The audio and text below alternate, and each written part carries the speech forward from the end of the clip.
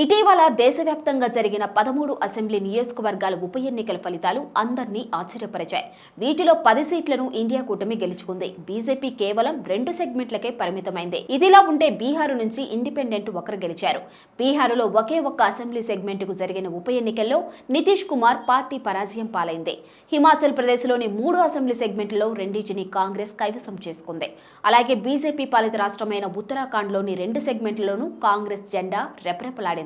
ఇక కేంద్రంలో మూడోసారి బీజేపీ అధికారంలోకి వచ్చి పట్టుమని 2 నెలలు కూడా కాలేదు. ఈ నేపథ్యంలో దేశవ్యాప్తంగా 7 రాష్ట్రాల్లో జరిగిన ఉప ఎన్నికల్లో ఎన్డీఏ కూటమి ఘోర పరాజయం పాలైంది. మొత్తం 13 అసెంబ్లీ నియోజకవర్గాలకు ఉప ఎన్నికలు జరగగా అందులో 10 సెగ్మెంట్లను ఇండియా కూటమి గెలుచుకుంది. కేంద్రంలో అధికారంలో ఉన్న భారతీయ జనతా పార్టీకి కేవలం 2 సీట్లే దక్కాయి. మిగతా 1 సీటును ఇండిపెండెంట్ అభ్యర్థి గెలుచుకున్నారు. వాస్తవానికి లోక్సభ ఎన్నికల తరువాత అటు ఎన్డీఏ కూటమి ఇటు ఇండియా కూటమి ఎదుర్కొన్న తొలి పరీక్ష ఈ ఉప ఎన్నికలే. సహజంగా ఉప ఎన్నికలు అధికార పార్టీకి అనుకూలంగా ఉంటాయి. అధికారంలో ఉన్న పార్టీని గెలిపిస్తే తమ నియోజకవర్గ సమస్యలు వెంటనే పరిష్కారమవుతాయని ప్రజలు ఆశిస్తుంటారు. ఇక్కడ రాజకీయాలు సిద్ధాంతాల కంటే స్థానిక ప్రయోజనాలే కీలక పాత్ర పోషిస్తాయి. చాలా తక్కువ సార్లు ఉప ఎన్నికల్లో ప్రతిపక్షాలు విజయం సాధిస్తూ ఉంటాయి. మన దేశ ఎన్నికల వ్యవస్థలో ఇది ఎప్పటి నుంచో వస్తున్న ఒక ఆనవాయితీ. అయితే తాజాగా 13 అసెంబ్లీ నియోజకవర్గాలకు జరిగిన ఉప ఎన్నికల్లో అందరినీ ఆశ్చర్యపరిచే ఫలితాలు వచ్చాయి. కనీసం సగం సీట్లను కూడా బీజేపీ గెలుచుకోలేకపోయింది. ఇక్కడ విషయం గమనించాలి.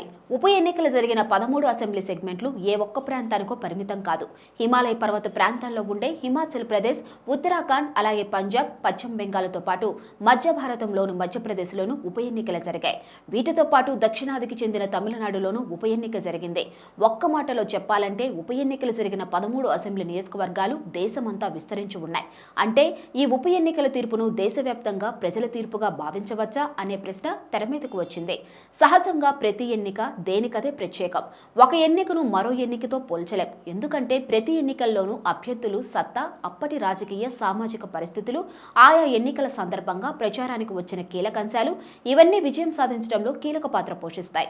అయితే తాజా ఉప ఎన్నికల ఫలితాలను దేశవ్యాప్తంగా ప్రస్తుతం నెలకొన్న రాజకీయ వాతావరణానికి అద్దం పడతాయనడంలో ఎలాంటి సందేహం లేదు. ఇక్కడో విషయం ఉంది.